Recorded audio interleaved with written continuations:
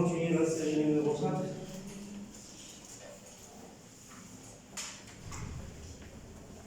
Alors, coefficient d'auto-induction.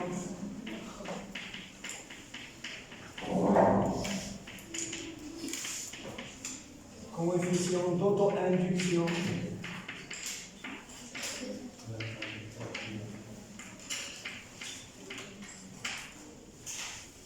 D'un conducteur torique.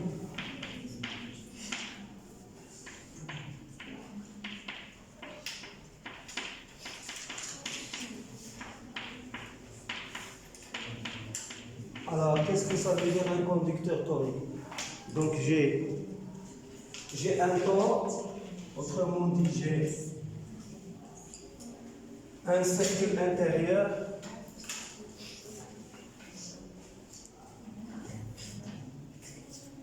un cercle au milieu, d'accord?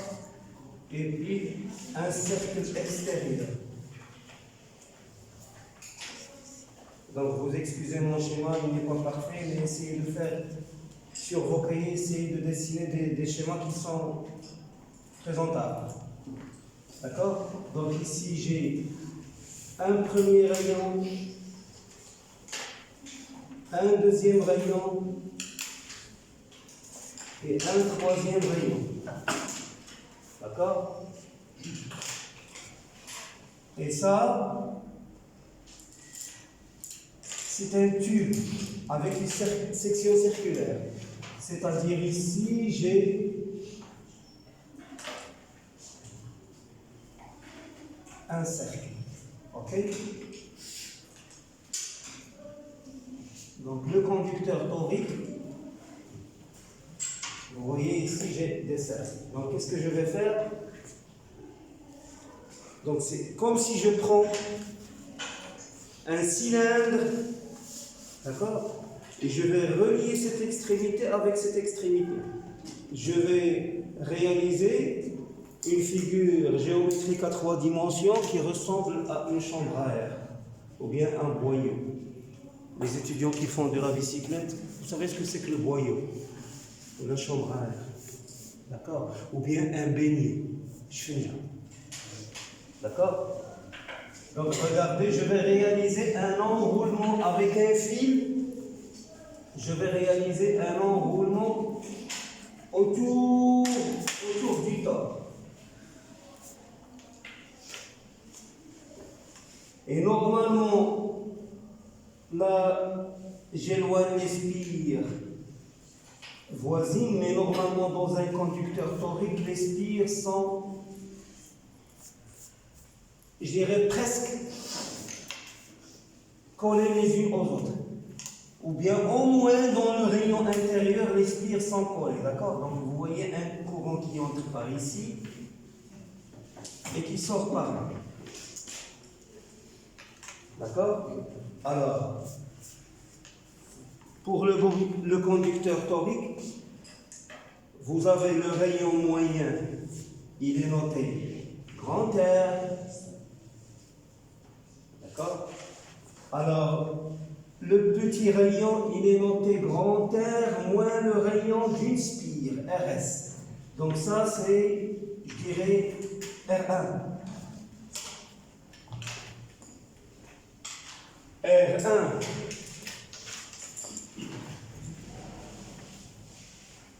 Il est égal à R moins RS. R2, il est égal à grand R. Et R3, il est égal à R plus RS.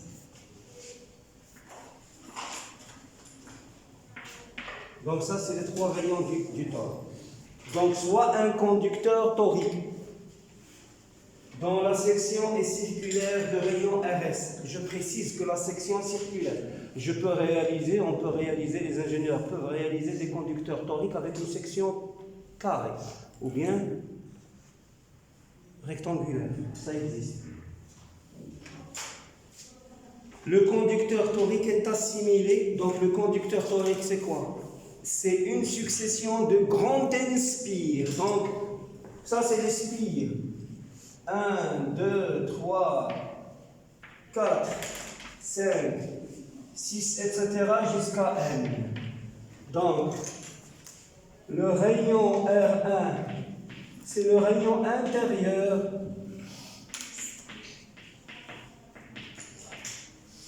Donc, il est égal à quoi? Il est égal à R moins le rayon RS d'une spire. Le rayon R2, c'est le rayon du milieu, ou bien médian. Il est égal à grand R. Et le rayon R3, c'est le rayon extérieur, il est égal à grand R plus RS. D'accord? Et j'ai N spire. N spire du fil conducteur ou bien du fil de cuivre autour du top. يعني N لفة سلك دورته N fois autour du top. N spire. Et la longueur du tore, c'est le périmètre du cercle au milieu. C'est quoi? C'est égal à 2 fois pi fois r. D'accord? Donc je peux dire que le conducteur torique, il contient un spire par un périmètre circulaire qui est égal à 2 pi r. Ça veut dire que n qui est égal au nombre de spires par unité de longueur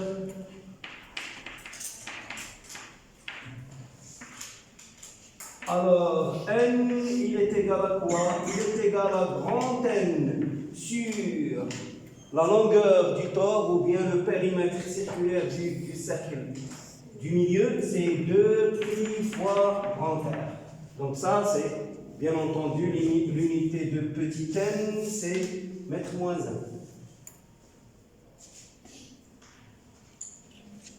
Ok? N circulaire, N spire circulaire jointive. En réalité, elles sont jointives dans le cercle inférieur, ou bien dans le cercle intérieur. Ils ne peuvent pas être jointives ici parce que c'est un cercle. D'accord? C'est une succession de 3 cercles. N spire circulaire jointif de rayon RS parcouru par un courant I. Les rayons internes, moyens et externes du tore sont respectivement égaux à R moins RS, R et R plus RS. Alors, rappelez l'expression du champ magnétique à l'intérieur du conducteur torique.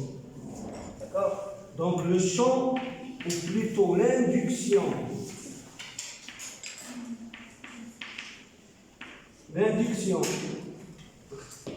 magnétique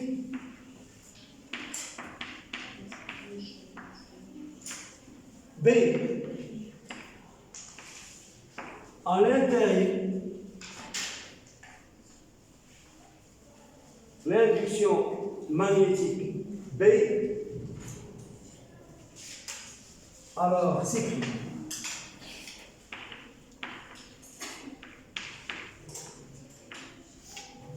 Qui est-ce qui peut me rappeler l'expression du 3 expressions de B. Vous avez 3 expressions de B. Exact. Exact. Très bien. Donc, vous avez B.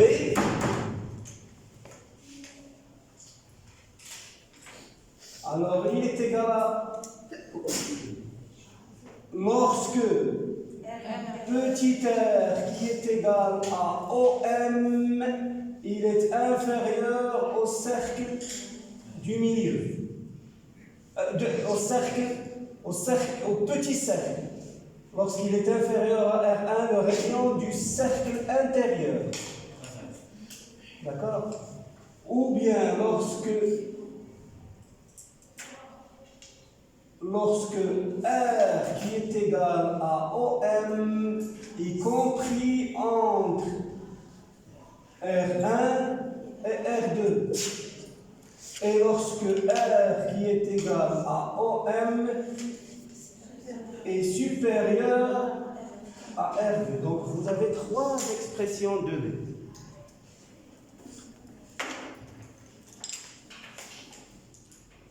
Ça veut dire quoi? Bien entendu, l'induction magnétique B. J'ai oublié de préciser une chose qui est très intéressante. L'induction magnétique B dans le plan médian, c'est-à-dire le plan c'est, revenez au schéma de la série, de la série 2, de l'exercice 1, série 2. C'est-à-dire le plan, je vais dire X, O, Y. D'accord? Et on avait dit que ce plan qui est engendré par la base EX, EY, ou bien Z. Très bien. ER, Eθ.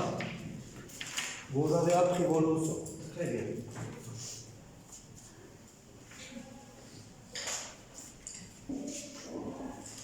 Dans l'exercice 1 de la série 2, j'avais même démontré pourquoi je cherche B ici. D'accord? Et on avait montré que B ici, il dépend de quoi? Il est dirigé suivant quel vecteur? Eθ. Les lignes du champ B sont des cercles. Et le module de B ne dépend que de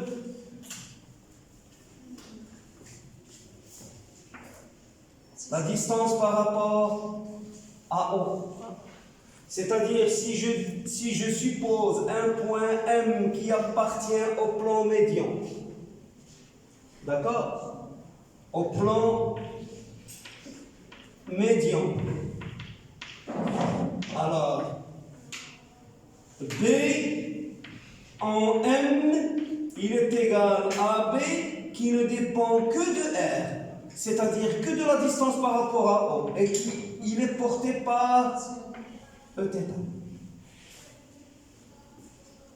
Révisez bien l'exercice 1 de la série. D'accord? Donc regardez, donc ici, lorsque R est égal à M inférieur, donc ici, B, il est égal à quoi? Très bien. Et lorsque R supérieur à R2, B égale vecteur nul. Il n'est pas égal à 0, c'est un vecteur. Vecteur nul. Et lorsque, au sein du temps, B il est égal à mu0 n, c'est-à-dire le nombre de spires par unité de longueur, mu0 n i.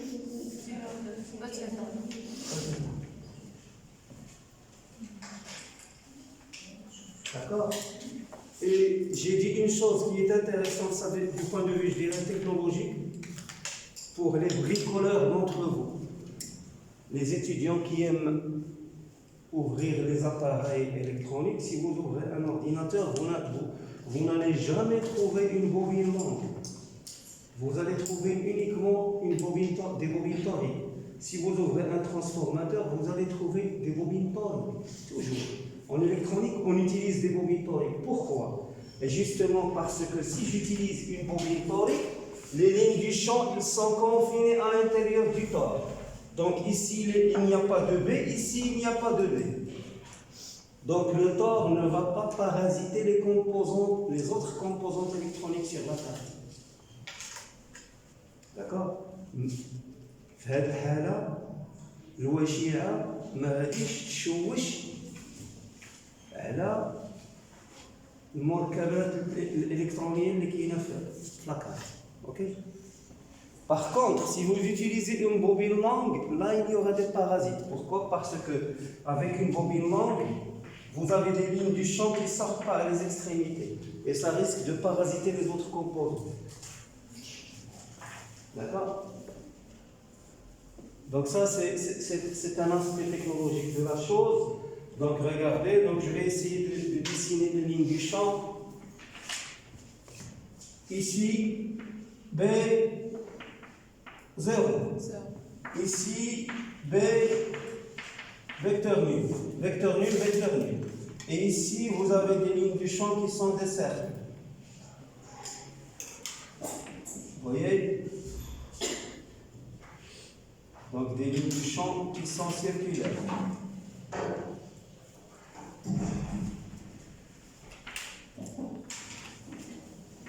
Ici, B égale U0 NI EZ. Bien.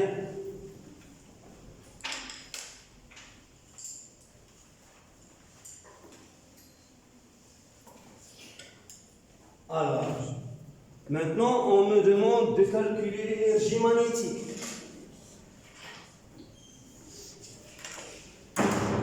Deuxièmement, la densité, d'après ce qu'on a vu dans le cours, la densité d'énergie magnétique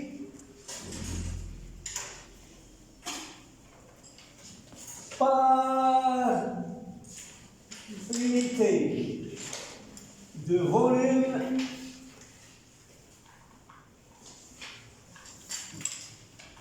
s'écrit.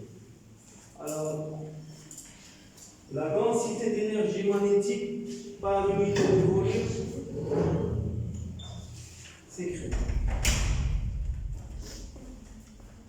Alors, D de EM sur DV, elle est égale à 1 demi, non pas mu 0, 1 sur mu 0, B au carré. Donc dans chaque point de l'espace, D2 de E, indice M au point M, elle est égale à 1 sur 2, 1 sur mu 0, B en M au carré. Ça, c'est la densité d'énergie magnétique. Ça veut dire que autour du point M, l'élément, ou bien l'énergie magnétique élémentaire D de E, indice M, autour d'un point M qui appartient à l'espace à 3 dimensions.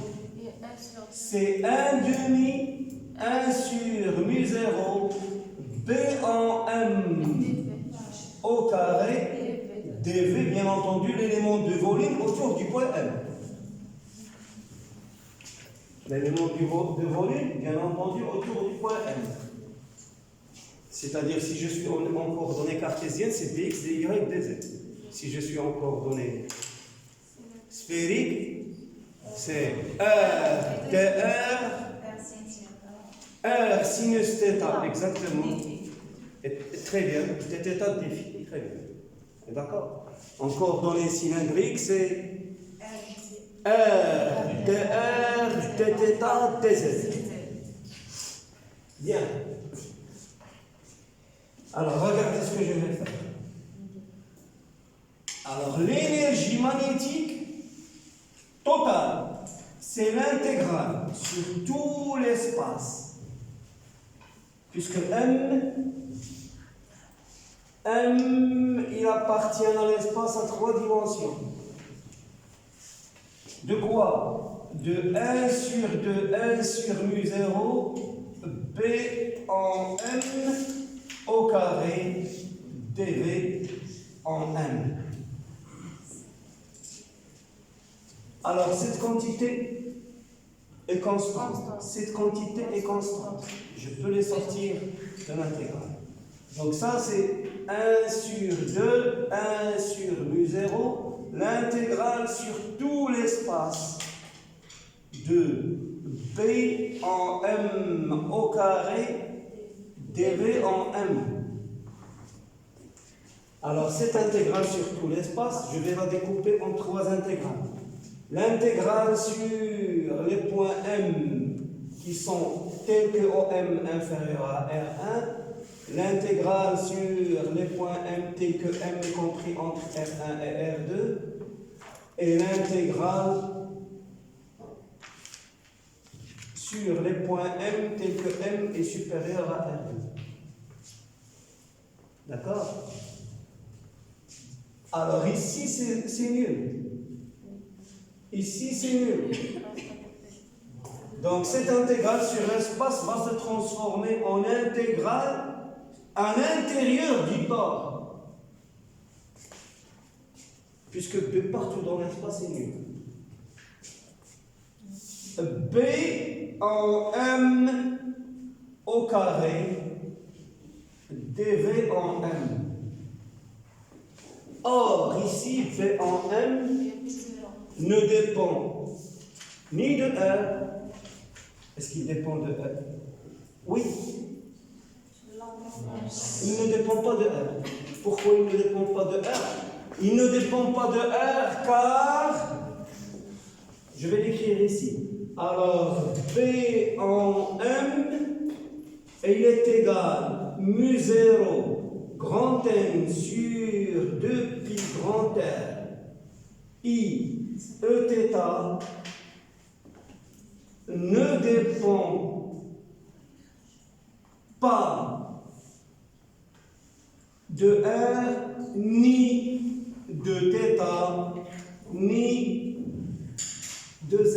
Et vous revenez à ce que j'avais démontré il y a quelques semaines auparavant, donc lorsque nous avons effectué ensemble la série numéro 2. Car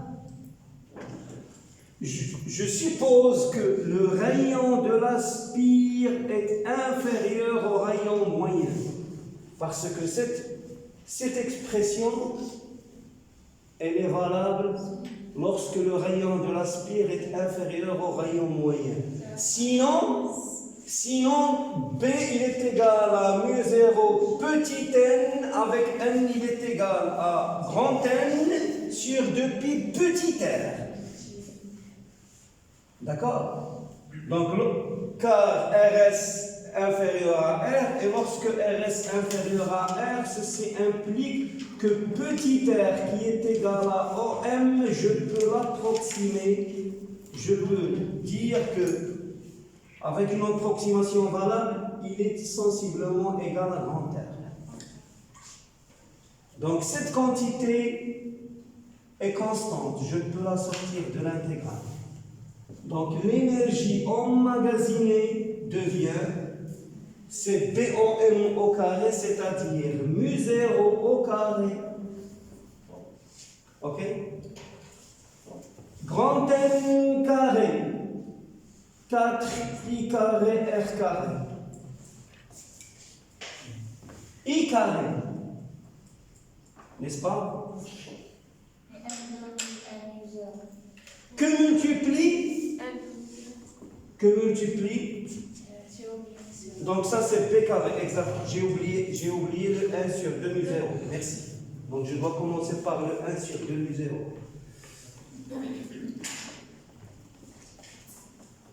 Donc c'est 1 demi, 1 sur mu 0, B au carré, mu 0 carré, n carré sur 4pi au carré, r carré, multiplié par le volume du tas.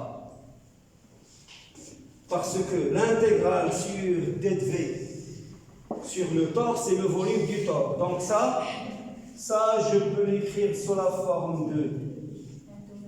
J'ai oublié quelque chose ici. Oui, je corrige. Merci. Donc c'est 1 demi, 1 sur mu 0, l'intégrale sur le tore de P en M au carré, dV au point M, alors dV au point M qui est égal à 1 demi, 1 sur mu 0, P en M au carré, fois l'intégrale sur le tore de dV au point M.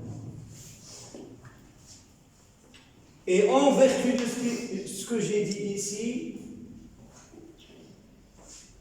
l'énergie magnétique devient égale à 1 demi 1 sur mu 0 carré n carré sur 4 pi carré r carré, le volume du tore. Et le volume du tore, c'est quoi? Le volume du tore, c'est la surface de la section latérale, c'est-à-dire cette surface.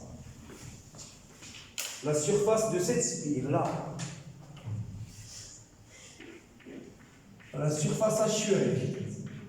Cette surface, elle est égale à quoi? C'est pi rs au carré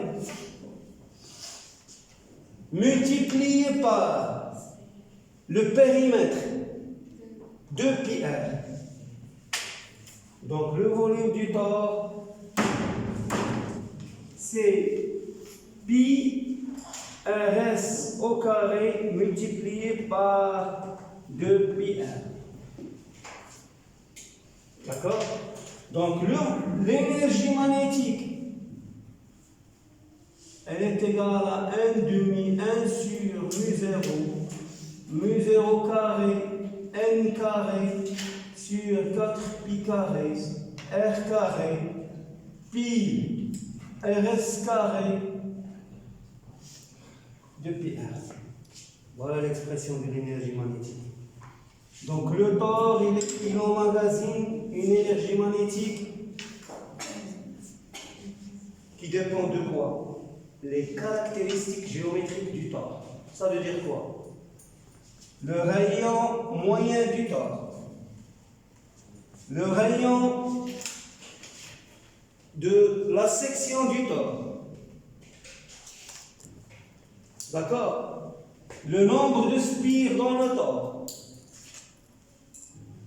et le mu 0, c'est-à-dire les propriétés magnétiques du milieu à l'intérieur du tore, qui est l'air ou bien le vide.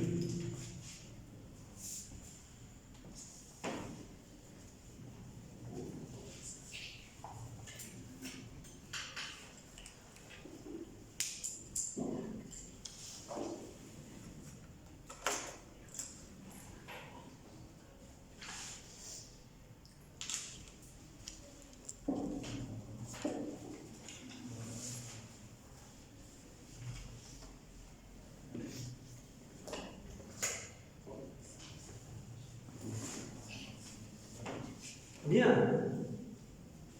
Alors, troisième question. En déduire l'expression du coefficient d'auto-induction.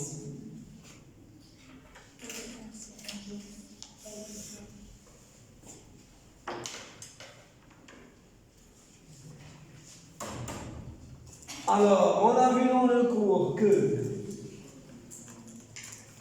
l'énergie magnétique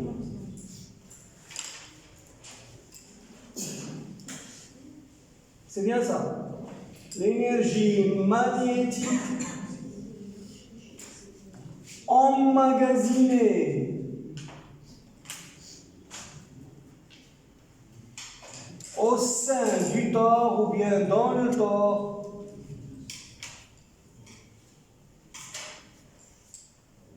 s'écrit. Alors, EM, je crois, c'est N demi. Oui. L. Très bien. I au carré. C'est ça l'énergie magnétique. C'est N demi Li au carré. Donc je vais procéder par ce qu'on appelle en mathématiques par identification. Donc j'ai le 1 demi, j'ai oublié le I au carré ici, mesdemoiselles. Mesdemoiselles, 1 sur 2, 1 sur mu 0 carré, N carré, I au carré, merci. Sur 4 pi carré, F carré, fois le volume du temps. Donc c'est 1 demi, 1 sur mu 0 carré, N carré, 4 pi carré, R carré, ici, I au carré. J'ai oublié le I au carré. Parce que dans le B au carré, il y a le I au carré. Alors je vais procéder par identification. Donc, par identification,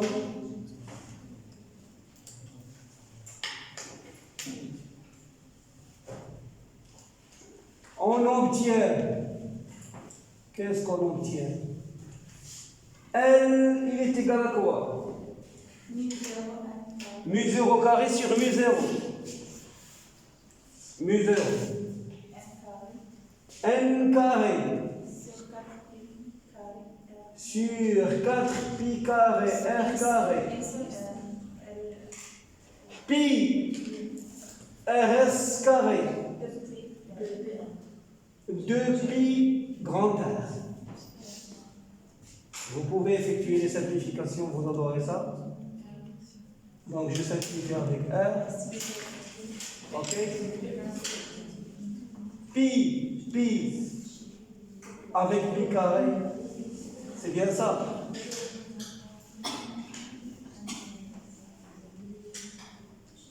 Deux avec 4, ça vous donne 2. Quoi d'autre? J'espère que je ne me suis pas trompé. L égale mu 0 N carré R. C'est bien ça. RS carré. C'est tout. Ah ouais, oui, 2. Mu 0 N carré sur 2R fois RS carré. C'est ça le coefficient d'auto-induction de la bobine torique. Ok? Vous refaites le calcul doucement. Et si vous découvrez qu'il y a quelque chose qui cloche, vous venez me dire. Bien. Donc nous avons fini avec l'exercice 2.